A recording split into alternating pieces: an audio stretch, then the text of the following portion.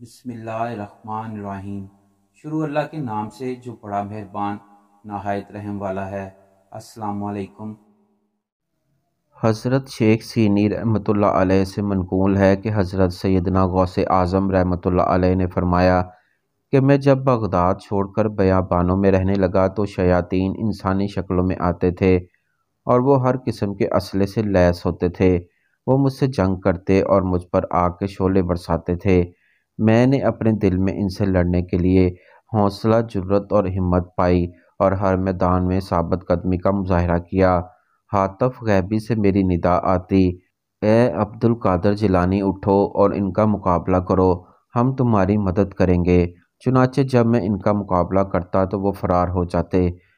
ایک شیطان نے مجھ سے کہا، یہ جگہ چھوڑ کر چلے جاؤ، میں تمہارا حال برا کر دوں گا۔ میں نے آگے بڑھ کر اس کے منہ پر ایک تھپڑ رسید کر دیا جس سے وہ الٹے پاؤں بھاگ گیا۔ میں لا حول ولا قوت پڑھتا اور شیطان جل کر راکھ ہو جاتے تھے۔ حضرت سیدنا غوث اعظم رحمۃ اللہ علیہ فرماتے ہیں کہ ایک دن ایک نہایت بدصورت شخص میرے پاس آیا اور کہنے لگا، میں ابلیس ہوں، آپ نے مجھے اور میرے گروہ کو تنگ کر دیا ہے۔ میں نے اسے جواب دیا، تو یہاں سے دور چلا جا۔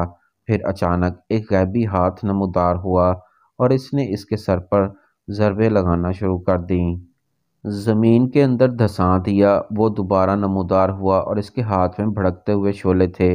وہ مجھ سے جنگ کرنا چاہتا تھا، لیکن اس دوران ایک نقاب پوش گھوڑ سوار آیا اور اس نے میرے ہاتھ میں تلوار دی۔ شیطان نے وہ تلوار دیکھی تو الٹے قدموں بھاگ کھڑا ہوا۔ ایک دوسرا واقعہ ہے، دہلی میں کوئی شخص تھا جس کے پاس دولت ثروت کے انبار لگے ہوئے تھے، اس لیے اس کے شب و روز شباب و شراب کی نظر ہو رہے تھے۔ اللہ تعالیٰ نے اسے ہدایت کی توفیق عطا فرمائی۔ اس نے اپنے گناہوں سے توبہ کی اور ایک اشارہ غیبی کی بنا پر اجودھن میں حضرت بابا فرید رحمۃ اللہ علیہ کی خدمت میں حاضر ہونے کا ارادہ کر کے عازم سفر ہوا۔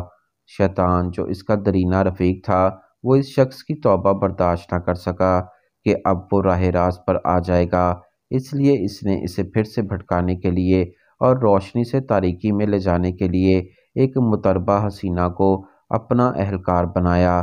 راستے میں حسینہ نے بڑے ناز و ادا سے اسے دعوت گناہ دی، مگر اس مرد نے ہر بار اس کی دعوت کو حقارت سے ٹھکرا دیا۔ دوران سفر ایک موقع ایسا بھی آیا کہ دونوں کو ایک ہی بیل گاڑی میں سفر کرنا پڑا۔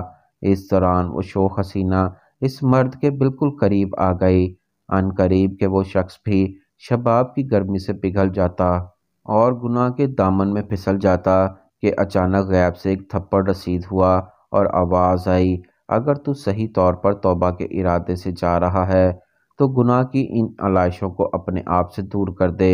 اس سرزنش پر اس مرتبہ اس نے کافر حسینہ کو اتار دیا اور خود اکیلے ہی سفر جاری رکھتے ہوئے حضرت بابا فرید الدین مسعود گنج شکر کی خدمت میں حاضر ہوا۔ حضرت بابا فرید الدین مسعود گنج شکر رحمۃ اللہ علیہ نے فرمایا، اس روز اللہ نے تمہاری حفاظت فرمائی تھی۔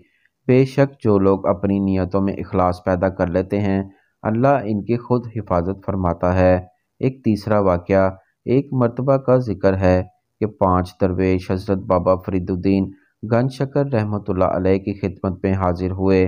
یہ درویش بڑے منہ پھٹ قسم کے تھے۔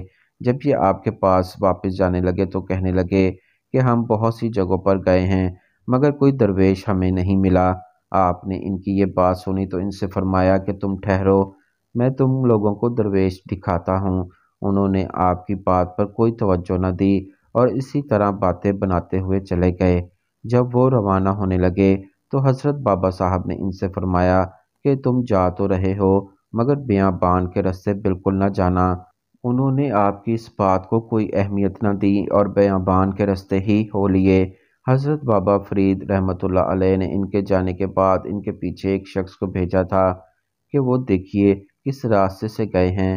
اس شخص نے واپس آ کر بتایا کہ وہ بیابان کے راستے سے گئے ہیں۔ آپ نے یہ بات سنی تو ایک دم رونے لگے جیسے کوئی انتقال کر گیا ہو۔ بعد میں اطلاع آئی کہ ان 5 کو باد سموم لگی اور وہ اس کے باعث مر گئے ہیں۔ ان میں سے ایک پیاس سے بےتاب ہو کر پانی کے پاس پہنچ تو گیا مگر اس نے اس قدر زیادہ پانی پی لیا کہ وہ بھی مر گیا۔